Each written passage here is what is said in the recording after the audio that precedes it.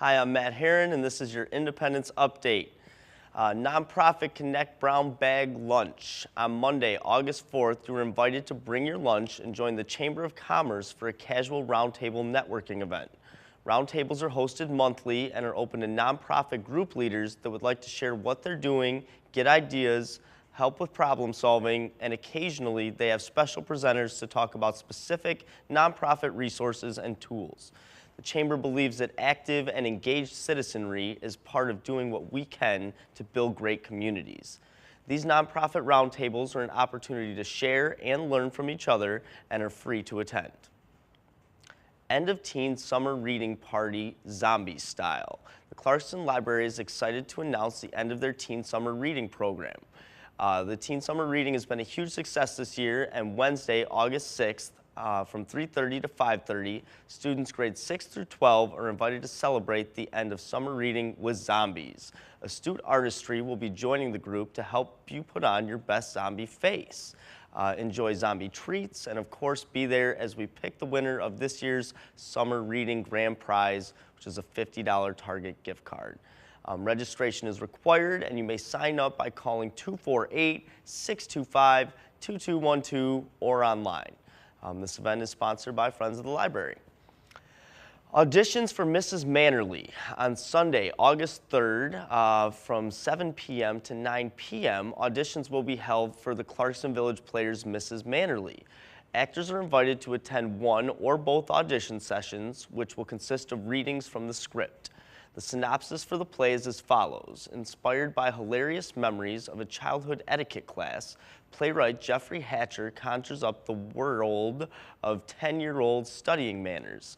Mrs. Mannerly is a demanding teacher, and no student in her 36 years of etiquette classes has achieved a perfect score. But when he discovers her secret past, young Jeffrey is determined to be the first to achieve this feat. This unique comic tale reveals truth about the face we present and the real selves that lie inside.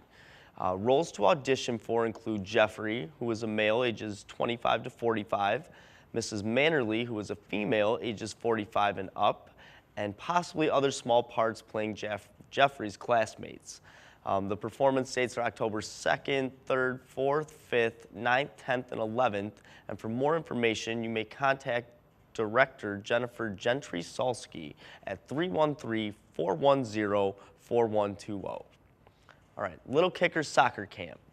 This camp will teach the ABCs of soccer. Skills covered include dribbling, ball handling, and games, and every child must be accompanied by a parent or adult.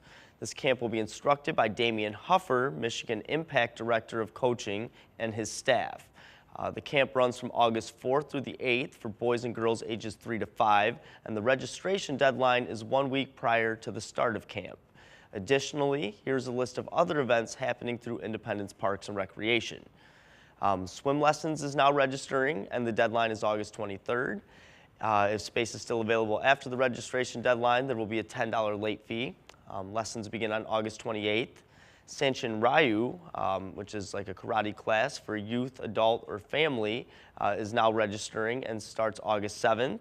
And Parks and Recreation's Volleyball Skills Camp begins on August 8th. Tons of Trucks is coming up quick, and tickets are still available. Trucks and other vehicles of all shapes and sizes will be on display for your wee one to admire, sit on, or sit in and climb on.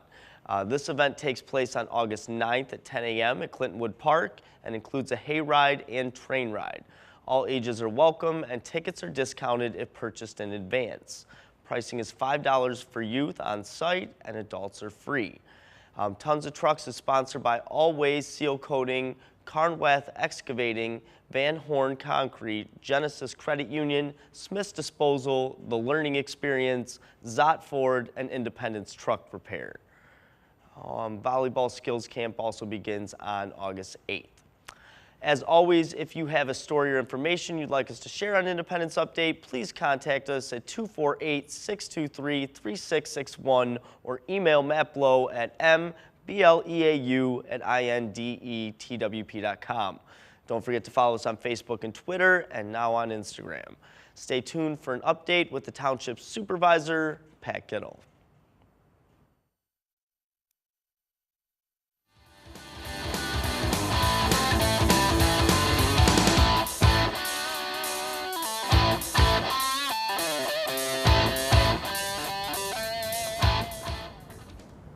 Hi everyone, how's it going? Welcome back. I'm Matt Herron, and I'm here with the Township Supervisor Pat Kittle, who's here to give us a little bit of information about what's going on around town. Pat, I've been driving through Clarkston lately and seen a lot of voting signs up in people's yards. They kind of spring up like dandelions, don't they? Yeah, just like dandelions. And a lot of them have to do with the voting for the library in the millage. Can you tell us a little bit about that? Yeah, thanks, Matt. Yeah, this is probably one of the hotter contested issues that's going to be on the primary ballot. And as you can see by the signs behind me, it's pretty cut and dried. It's either black or white when it comes to the library.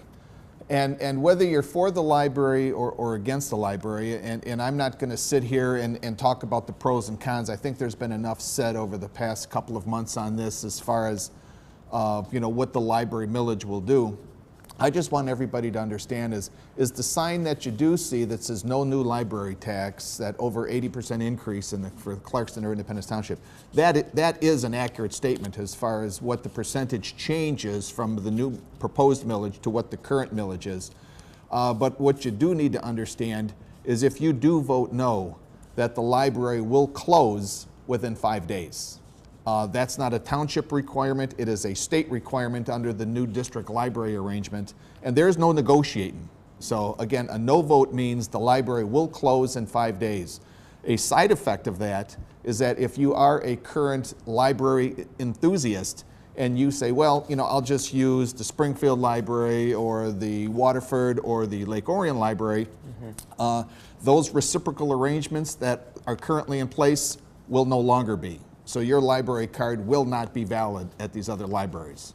So that's just one thing that I was asked to bring to everyone's attention, because there does seem to be a lot of misunderstanding as far as what a no vote will do. It isn't that the library is just going to continue on as they have been.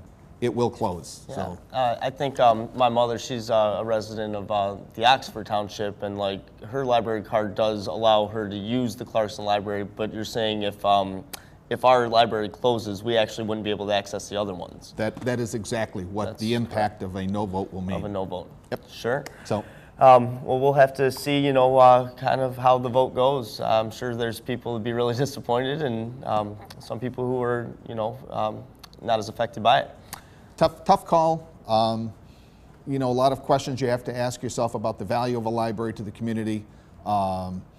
Again, enough's been said about it. Again, there seems to be a lot of confusion on what a no vote will mean. Yeah. And a no vote isn't, hey, we're just going to continue as is. A no vote means the library will close. It will close. Yes. Okay. So keep that in mind. Moving on to just some other township things and stuff. I know like summer's winding down. Can you tell us a little bit about, things that are happening with Parks and Rec? Yeah, the Parks and Rec has been really, really busy this year. A couple of things that have been great is some of the problems that we've had in past years with our water parks seem to have been corrected, and I'm going to knock on wood here, but thing has been running all year long, which thank goodness. That's awesome. Because we've had some great weather. The ball fields are crowded, and again, it's been really, really busy at the park. A couple of things that are coming up, and I think you addressed it earlier, is that tons of trucks are going to be coming up August 9th. If you're a kid and you like trucks, this is the place to be. It opens at 10 a.m. It's going to be at Clintonwood Park, and there's going to be a little bit of everything in there. Again, if you're a kid and you like trucks, you might want to make sure you convince your mom and dad to drag you down there, because it'll be a pretty cool thing.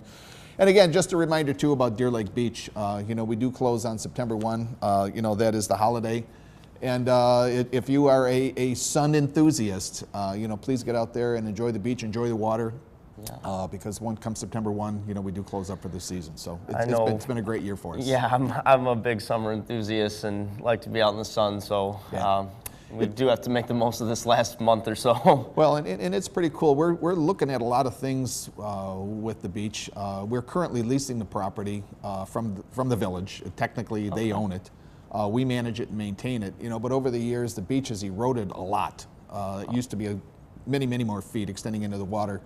And we're meeting with the village, we're meeting with the Michigan Department of Environmental Quality to take a look at what can we do to restore the beach back to some of its prior grandeur, and then what's that going to cost, and where do we get all the materials from? Some of the ideas that we're kicking around is pulling sand from other sandbars within the local area, which won't be that horribly expensive.